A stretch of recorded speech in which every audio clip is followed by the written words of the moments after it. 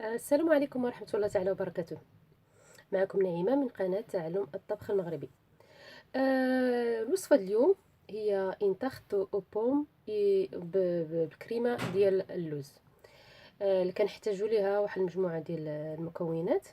كنحتاجو اولا واحد الفون دو تارت. هاد الفون دو تارت اما كديروا بلا بات بريزي او لا بات سابلي، لكم الاختيار يعني اللي موجود عندكم. كنحتاجو ليها واحد جوج ديال التفاحات.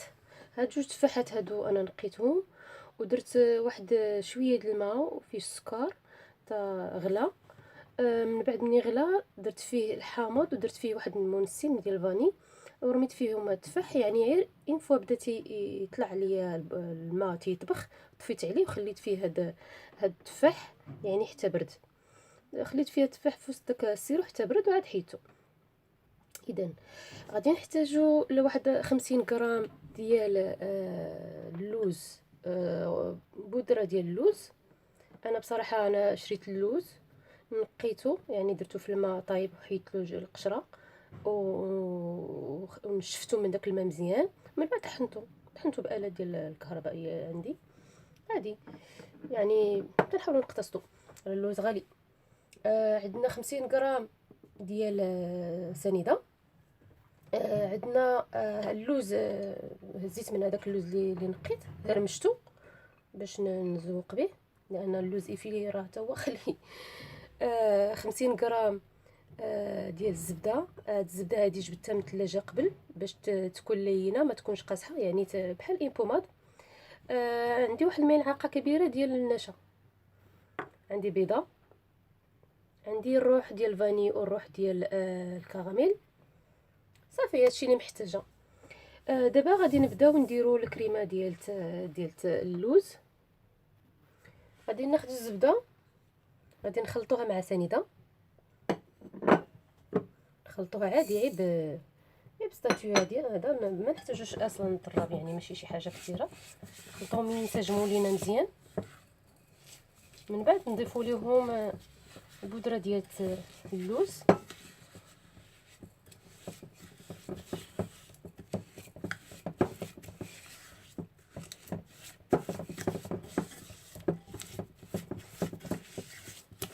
صافي حيت ملي كنجبدو الزبده من قبل كتولي بحال يعني بوماد، يعني كتسهل علينا في الخدمه ديالها. يعني كتكون قاصحه كتكون صعيبه، يعني خاصها واحد الوقت نيت باش يلا يلا تلين ليك. لهذا من الاحسن تكونوا وجدتوها من قبل. كنضيفوا ليها البودره ديال اللوز.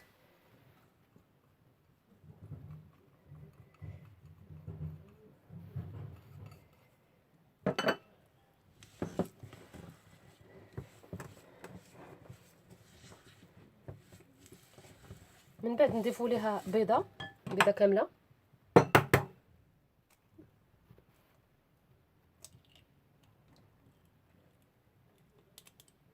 راه البيض تا هو غالي بصراحه، تا هو شريناه بالثمن. نطف بينه وصافي.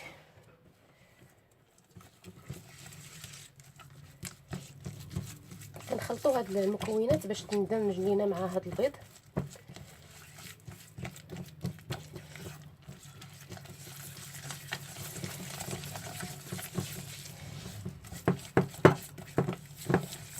نضيفوا ليها تنضيفوا ليها واحد القبيصه ديال الملحه باش تعطينا واحد اللقومه بين الملح والحلو.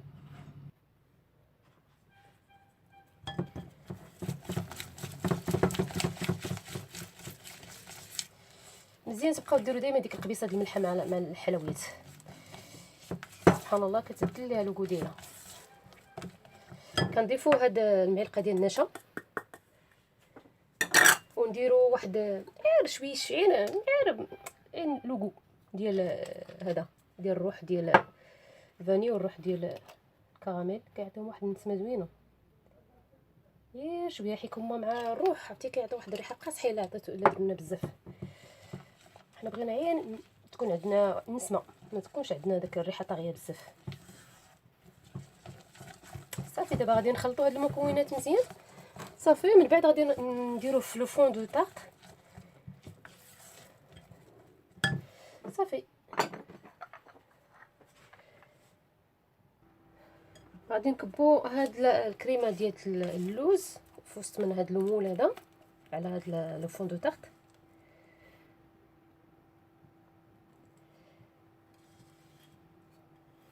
هاد الكريمه هذه بصراحه كتجي زوينه. انا ملي كنحطو فوق منها، لان ملي كنحطو فوق منها تفاح يعني كيجينا، ملي كنحطو فوق منها تفاح كيجينا ملي كطيب كيجينا التفاح مغطوس في وسط منها وكيعطي واحد الشكل زوين. صافي غادي يعني نسرحوها مزيان باش يعني تاخذ لينا لا طاخت كلها يعني الشكل متوازي، او يعني القياس كله كيكون مدلع في وسط من في وسط لو فون باش كل بلاصه تاخذ حقها. صافي دابا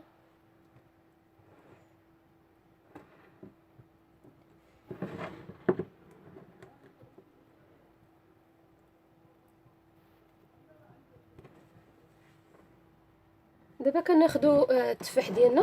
تقدروا ديروا تفاح، تقدروا ديروا بعويده، تقدروا يعني ديروا الخوخ، المهم اي نوع ديال الفاكهه اللي كيكون بحال هكا يعني تقدروا انه ديروه في السيرو، يعني يتحمل ديك شويه الحراره، ديروه ماشي مشكل.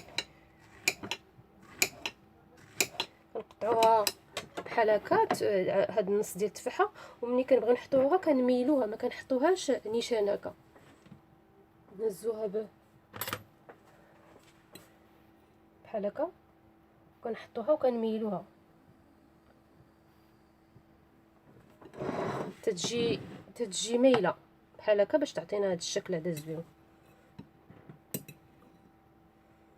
كنحطوا الاخرى حداها كما قلت لكم، حتى هي غادي نحطوها مايله. شتي كي كتعطي واحد الشكل زوين.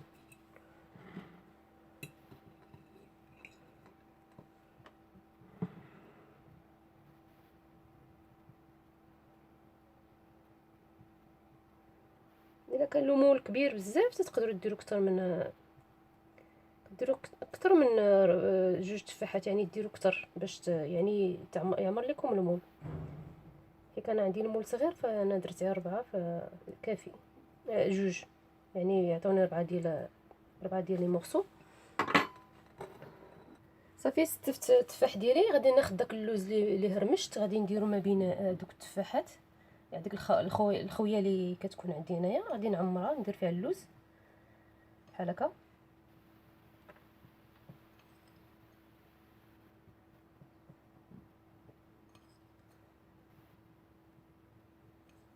صافي وغادي نديروه في الفران. انا سبق لي وسخنت الفران ديالي، شعلته باش يسخن مزيان. منين نبغي نرمي الفران، يعني الا كان الفران سخون بزاف غادي نقص ليه، يعني باش يكون عندي درجه الحراره 180، وغادي نخليها طيب لمده 30 دقيقه. يعني من بعد منين توصل 30 دقيقه غادي نشوف الا بانت لي لا طاخت ديالي صافي تحمرت غادي نحيدها، بانت لي مازال نخليها حتى تحمر. صافي هذا هو الشكل ديالها دابا بعد ما يعني زوقتها ودرت لها التفاح ودرت لها اللوز. دابا غادي ندخلها الفرن. لا تارت بوم ديالي ها هي وجدات بعد ما مرات تقريبا 35 دقيقه. جبتها من الفرن خليتها تبردات. خديت واحد شويه ديال لا كونفيتور اما ديال الليمون اما ديال المشماش، درتو حتى غلا، زدت لي واحد شويه الماء ودرتو حتى غلا، ومن بعد صفيتو. هو اللي غادي ندير به الناباج، غادي نديرو غير على هاد التفاح ديالي باش يبقى يعطينا ديك لا بريونس. من بعد غادي ندهن نرش واحد شويه ديال السكر كلاصي على شتو ملي كطيب الكريمه ديال اللوز كترتفع وكتغبي هذاك التفاح كيعطي واحد الشكل زوين. شتي كيبقى يعطينا داك لا بريونس بحال درنا ليها النطاج. انا راه ديجا درت واحد المجموعه ديال الفيديوهات ديال المربات، يعني منهم هو هذا النيت اللي هزيت منه. وانا هزيت من المربى ديال الليمون ديال البرتقال، الليمون باللغه العربيه هو الحمض.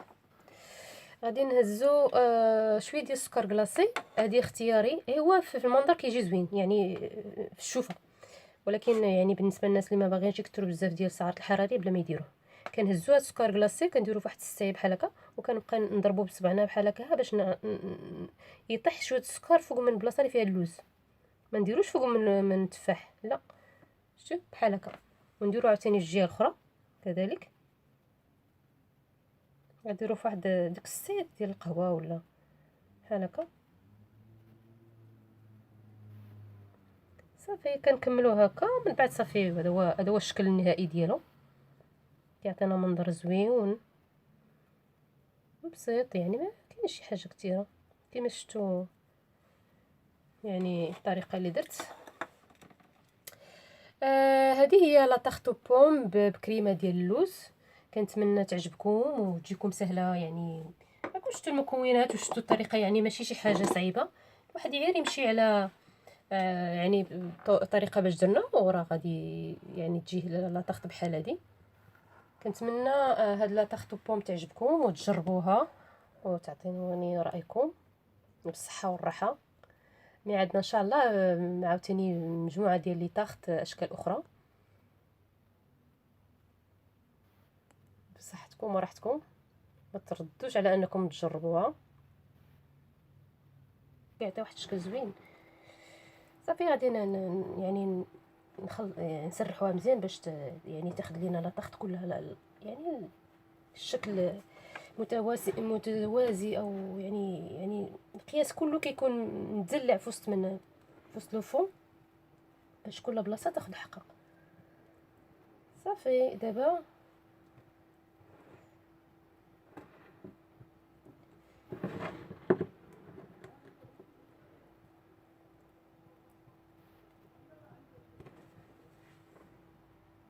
كناخدو التفاح ديالنا. تقدروا ديروا تفاح، تقدروا ديروا بعويده، تقدروا يعني ديروا الخوخ، المهم اي نوع ديال الفاكهه اللي كيكون بحال هكا، يعني تقدروا انه ديروه في السيرو، يعني يتحمل ديك شويه الحراره، ديروه ماشي مشكل.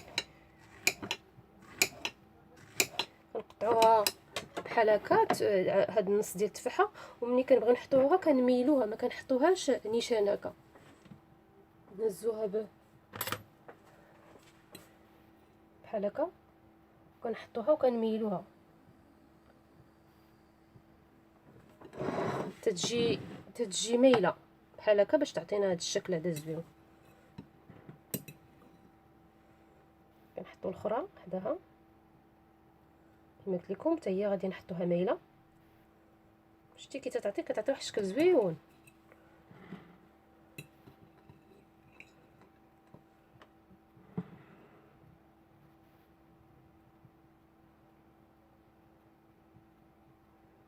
الا كان المول كبير بزاف تقدروا ديروا اكثر من جوج تفاحات، يعني ديروا اكثر باش يعني يعمر لكم المول. كي كان عندي المول صغير فانا درت 4 فكافي، جوج يعني يعطوني 4 ديال لي مورسو. صافي ستفت التفاح ديالي. غادي ناخذ داك اللوز اللي هرمشت، غادي نديرو ما بين دوك التفاحات، يعني ديك الخويه اللي كتكون عندي هنايا، غادي نعمرها ندير فيها اللوز بحال هكا.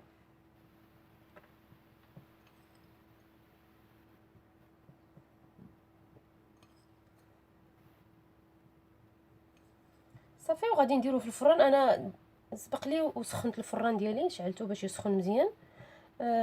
منين نبغي نرمي الفران، يعني الا كان الفران سخون بزاف غادي نقص ليه، يعني باش يكون عندي درجه الحراره 180، وغادي نخليها طيب لمده 30 دقيقه.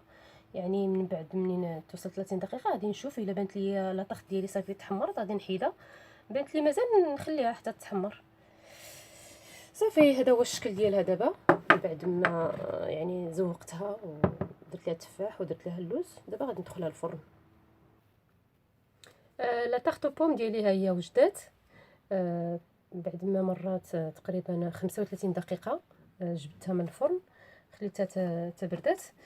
خديت واحد شويه ديال لا كونفيتور اما ديال الليمون اما ديال المشماش، درتو حتى غلا زدت ليه واحد شويه الماء ودرتو حتى غلا، ومن بعد صفيتو. هو اللي غادي ندير به الناباج، غادي نديرو غير على هاد التفاح ديالي باش يبقى يعطينا ديك لابغيونس. من بعد غادي ندهن، نرش واحد شويه ديال السكر كلاصي على شتو ملي طيب الكريمه ديال اللوز كترتفع وكتغبي هذاك التفاح، كيعطي واحد الشكل زوين. شتي؟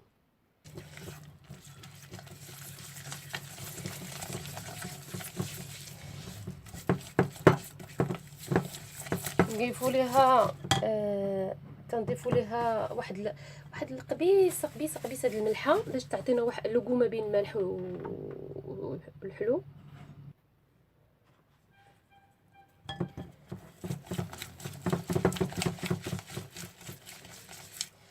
مزيان تبقاو ديروا دائما ديك القبيصه د الملحه مع الحلويات، سبحان الله كتبدل ليها لوغو ديالها.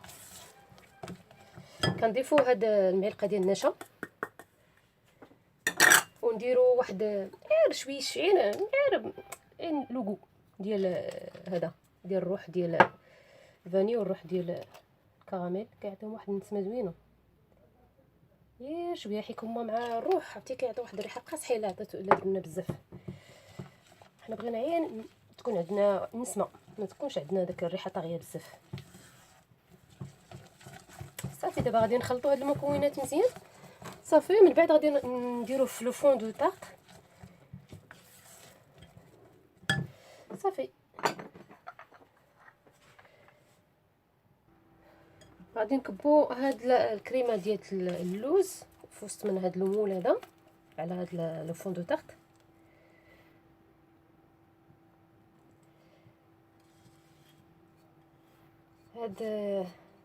هاد الكريمه هذه بصراحه كتجي زوينه. ملي كنحطوا فوق منها، لان ملي كنحطوا فوق منها التفاح يعني كيجينا، ملي كنحطوا فوق منها التفاح كيجينا ملي كطيب كيجينا التفاح مغطوس في وسط منها. وندير الروح ديال الفاني والروح ديال الكراميل صافي. هادشي اللي محتاجه. دابا غادي نبداو نديروا الكريمه ديال اللوز. غادي ناخذ الزبده، غادي نخلطوها مع سنيده، نخلطوها عادي غير بستاتيو هادي. هذا ما نحتاجوش اصلا نطراب، يعني ماشي شي حاجه كثيره. نخلطوهم ينسجموا لينا مزيان. من بعد نضيفوا ليهم البودره ديال اللوز،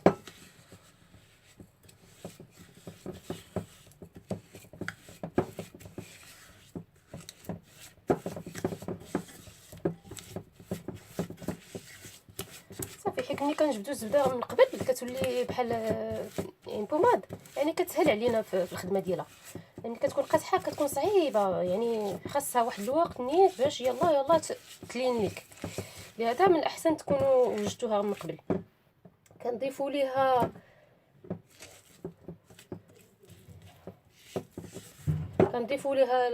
البودره ديال اللوز،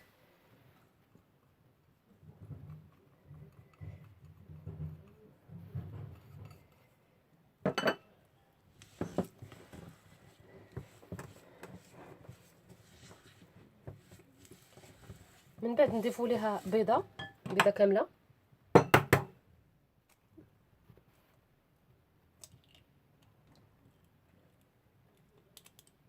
راه البيض تا هو غالي بصراحه، تا هو شريناه بالثمن. نطفي بينه وصافي.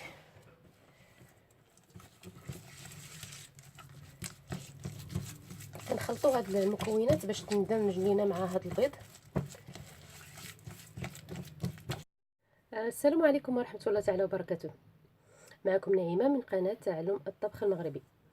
الوصفه اليوم هي ان تارت او بوم بالكريمه ديال اللوز. اللي كنحتاجوا ليها واحد المجموعه ديال المكونات. كنحتاجوا اولا واحد الفون دو تارت. هذا الفون دو تارت اما كديروه بلا بات بريزي او لا بات سابلي، لكم الاختيار يعني اللي موجود عندكم.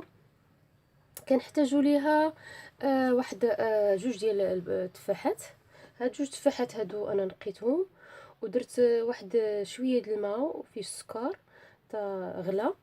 من بعد ملي غلا درت فيه الحامض ودرت فيه واحد المنسين ديال الفاني ورميت فيهم التفاح. يعني غير اون فوا بدا يطلع ليا الماء تيطبخ، طفيت عليه وخليت فيه هاد التفاح يعني حتى برد. خليت فيه التفاح في وسط داك السيرو حتى برد وعاد حيدته. اذا غادي نحتاجو لواحد 50 غرام ديال اللوز، بودره ديال اللوز. انا بصراحه انا شريت اللوز نقيته، يعني درته في الماء طايب وحيدت له القشره ونشفتو من داك الماء مزيان. من بعد طحنته بآلة ديال الكهربائيه عندي عادي. يعني كنحاولوا نقتصدوا، اللوز غالي. عندنا 50 غرام ديال سنيده. عندنا اللوز، هزيت من هذاك اللوز اللي نقيت رمشتو باش نزوق به، لان اللوز ايفيلي راه تا هو خليه. 50 غرام ديال الزبده. الزبده هذه جبتها من الثلاجه قبل باش تكون لينه ما تكونش قاصحه، يعني بحال اين بوماد. عندي واحد الملعقه كبيره ديال النشا. عندي بيضه